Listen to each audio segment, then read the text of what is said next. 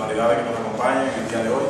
Antes de hacer la presentación formal, vamos a invitar que se pongan de pie y vamos a hacer una oración para iniciar esta importante actividad. Padre Alberto, por favor, dirija la oración. Bien, vamos a encomendar la actividad al Señor, que es el Rey del Rey y Señor del Señor, ¿verdad que sí? Oremos. Padre Santo, te damos la gracia en esta mañana hermosa. Por este día que tú nos concedes, Padre. Te presento, Padre, a cada estudiante, a cada expositor, Padre, que va a presentar este tema tan importante para nosotros, Señor. Te pedimos, Padre, que tú lo ilumines, que dé entendimiento, Padre, para entender todos los temas que vamos a desarrollar en este día. Te pedimos tu favor, Señor, en el poderoso nombre de Jesús de Nazaret. Amén. Amén. Pueden sentarse.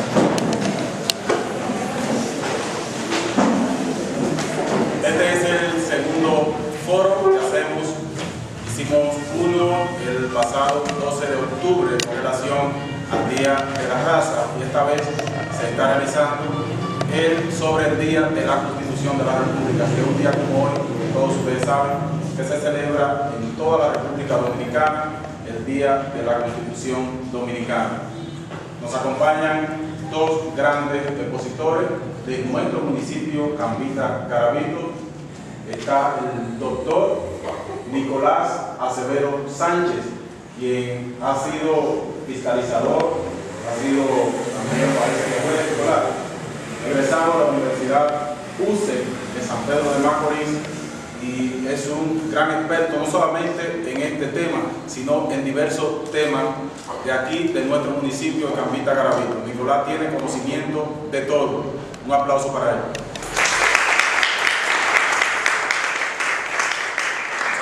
También el presidente del Colegio de Abogados de la Seccional San Cristóbal, quien es egresado de la Universidad Uniremus con maestría de la Universidad Autónoma de Santo Domingo, el licenciado Eduardo Ramón Garavito Canfranco.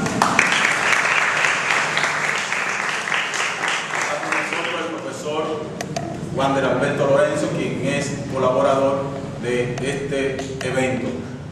Y bienvenido también la prensa, aquí representada por Carlos Castillo. Bienvenida María Nieves García, profesora de Sociales, y los demás profesores que se fueron, pero se están dando la vuelta por ahí. Ray Merlin, que nos acompaña, quien ya me parece que es licenciado en Derecho, y está también aquí en este evento para cumplirse acerca de lo que es la Constitución Dominicana. Les aseguro a cada uno de ustedes, jóvenes, que no se van a arrepentir de haber participado en este importante evento. Vamos a dejarle con el doctor Nicolás Acevedo Sánchez, quien dará inicio a esta importante actividad con el tema La Constitución Dominicana.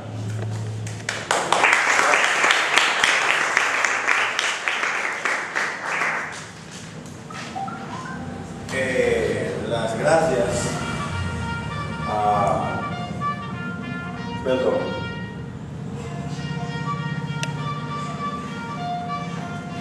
Un problema. Cuando Isaías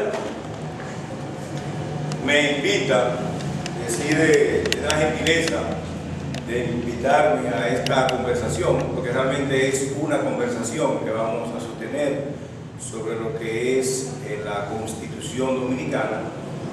Yo dije, bueno, ¿de qué vamos a hablar? Porque hay tantas posibilidades de hablar de la Constitución Dominicana que al final uno debe decidirse por un tema, por un aspecto. Y rápidamente a mí se me ocurrió hablar de las características de la Constitución Dominicana. Más propiamente, de las características políticas de la Constitución Dominicana. Lo que yo voy a expresar aquí es válido para la primera Constitución de 1844 hasta la vigente del 2010, del 26 de enero del 2010. O sea, lo que yo voy a expresar aquí está presente en cada uno de esos textos constitucionales. Recuerden que solamente hemos tenido una constitución, Ahora, esa Constitución, a través de los años, ha recibido diferentes reformas constitucionales. La última reforma tiene la novedad de que en términos de estructura orgánica, implicó cambios sustanciales, pero en cuanto a la letra, en cuanto al espíritu, persisten los mismos elementos de constituciones o de reformas anteriores. ¿Cuál es la primera característica de la Constitución dominicana? Desde el punto de vista político, repito. Desde la de San Cristóbal, que conmemoramos hoy, el constituyente dominicano ha tenido que responder a una crisis política del momento. O sea, nunca en tiempo de paz, en tiempo de sosiego, se ha dado una reforma constitucional. Nunca. Y ustedes me dirán, pero cuando nace la República, bueno, está claro, para ser Estado, para ser nación, se requiere, es imprescindible, la Carta Magna, la Carta Fundamental. Pero aún en ese escenario inicial, se presentó una crisis política. Cuando ustedes repasan un poquito la historia, cuando se convoca a la Asamblea Constituyente, Santana está por un lado y la Junta Gubernativa está por el otro. Y comienzan los choques entre un poder y el otro poder. Y de ahí es que nace, de esa pugna, es que nace ese famoso artículo 210. Ese resultado, o sea, aún en medio de la elaboración de ese primer texto constitucional, se presenta una crisis política. Si le menciono la última, lo mismo. Hay cierta estabilidad política, pero hay una pugna entre si me puedo reelegir o si no me puedo reelegir, si la Constitución va a responder a tal o cual concepto o no.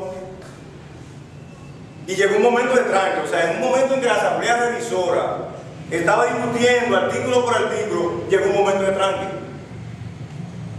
¿Y cómo se resolvió ese tranque? Consultando al pueblo. Ustedes han escuchado el famoso pacto de las corbatas azules. Los puntos fundamentales de esa Constitución se resolvieron ahí. O sea, se presentó una crisis política.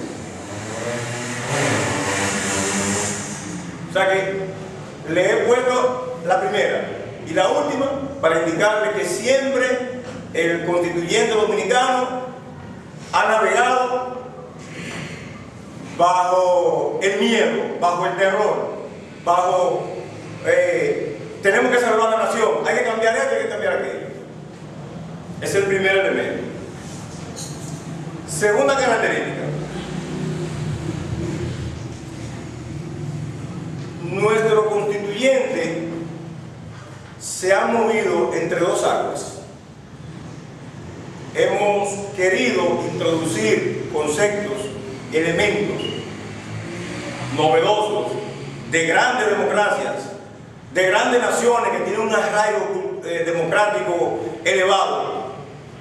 Nosotros hemos introducido en nuestro texto elementos de sociedades desarrolladas que no caben en el mundo dominicano. Y por eso, voy a poner un caso.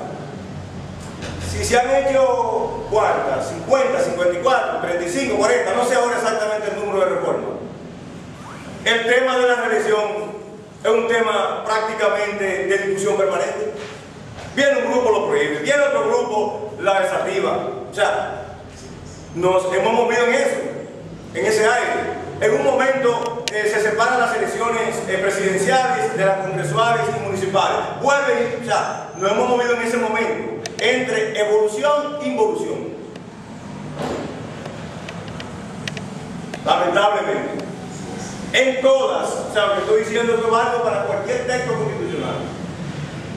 Porque hay una parte orgánica que va a dar el compañero, el licenciado Pedro Garavito. Yo estoy hablando de la característica política presente.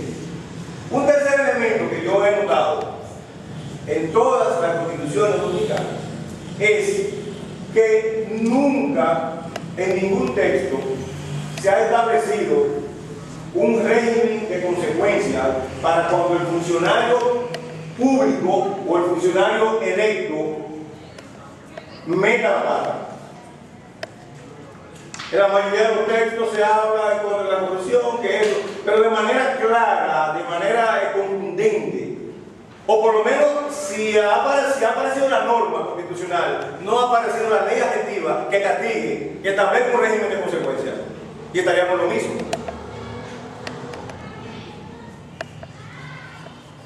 Un gran estadista dominicano, yo digo gran porque supo, lo de gran viene en mi caso, en mi apreciación, viene porque supo estar en el poder por 22 años. Pero en un momento de crisis política, en que lo atacaban por la violación constante al texto constitucional, él, de manera atrevida, dijo: la Constitución es un pedazo de papel. Pero lo dijo de una manera despectiva, para referirse de que, bueno, es un pedazo de papel, como si yo hago lo que yo quiera. Hasta el sanitario no puedo ir con ella, está claro. Entonces, ese elemento, repito, de que no hay, todavía, en esta del 2010, donde hay una norma más clara en contra de la corrupción política y donde hay una serie de conceptos novedosos, todavía tenemos el problema de que ese texto constitucional manda a la creación de normas adjetivas, de leyes particulares. Porque recuerden que un texto constitucional lo que hace es establecer normas generales, no particularidades. Las particularidades tiene que desarrollarla una ley adjetiva normal, esa que sanciona el Congreso en tiempo de legislatura. Entonces, hemos tenido ese problema, o sea, no hay de manera clara, no ha habido el interés, porque eso tiene una lógica de ser. ¿Cuál es la lógica? O sea, el que está en el gobierno no le interesa crear una estructura legal que le pueda ser aplicada. Otra característica sería la cuarta, y es que el constituyente dominicano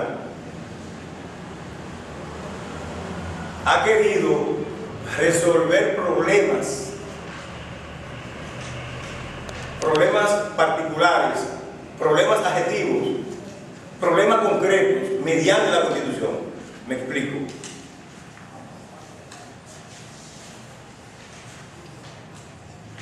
El tema del aborto. El tema del aborto, eso tiene un aspecto religioso, un aspecto ético, un aspecto legal, un aspecto político. Pero, en definitiva, lo que va a definir si aumenta o no el número de abortos no se define en un texto legal. No se define en un texto legal. Habrá más o menos abortos, no en función de si la Constitución lo prohíbe o no. Y por eso ahora mismo tenemos un texto constitucional que debe ser de lo más largo del mundo. O sea, la Constitución dominicana debe ser ahora mismo una de las que más palabras tiene, porque es una debilidad del constituyente dominicano querer resolver cosas que son propias de leyes adjetivas mediante la Constitución. Última característica, porque lo interesante de esto es las preguntas que vienen, no lo que yo pueda decir ahora.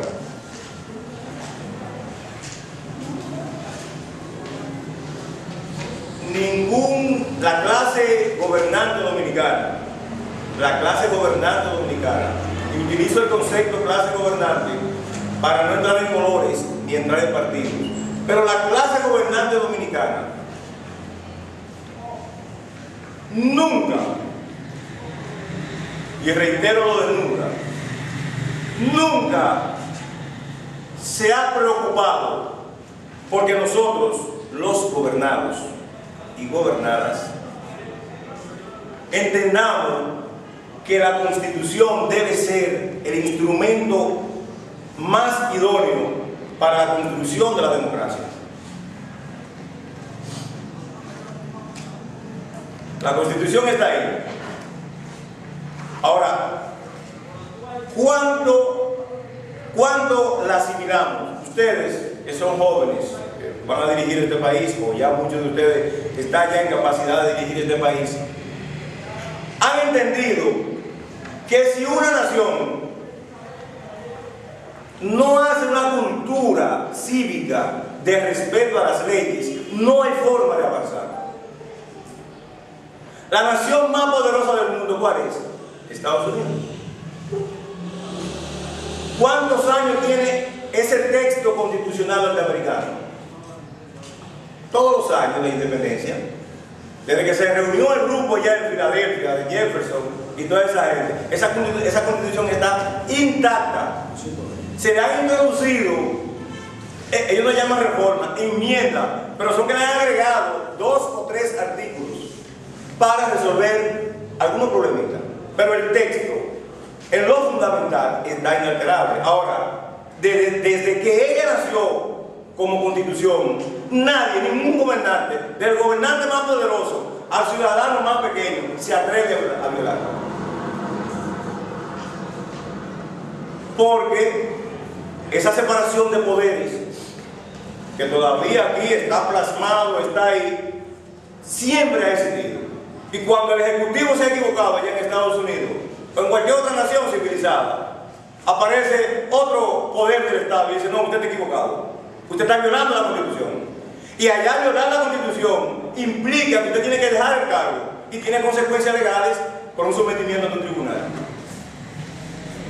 Entonces, es un problema de educación, es un problema de respeto. Yo creo que ahora mismo pocas naciones del mundo tienen tantas leyes en materia de transparencia, de manejo de recursos del Estado, de manejo de recursos públicos. ¿Qué está pasando? ¿Qué pasa? Estamos colocados en uno de los países más corruptos del universo. Porque que el problema no es la ley escrita, el problema es nosotros, en la cotidianidad. Y cuando hablo de la cotidianidad me refiero en todo el sentido de la palabra. Desde aquel que se gana la vida vendiendo una chinita o vendiendo una manzanita ahí en la esquina, hasta el representante del Poder Ejecutivo. En esta misma semana, se aprobó el presupuesto de la nación. Eso está aprobado ahí. Pero después que ese presupuesto se aprueba, el Poder Ejecutivo hace lo que le da la gana con ese presupuesto. Y no hay consecuencias.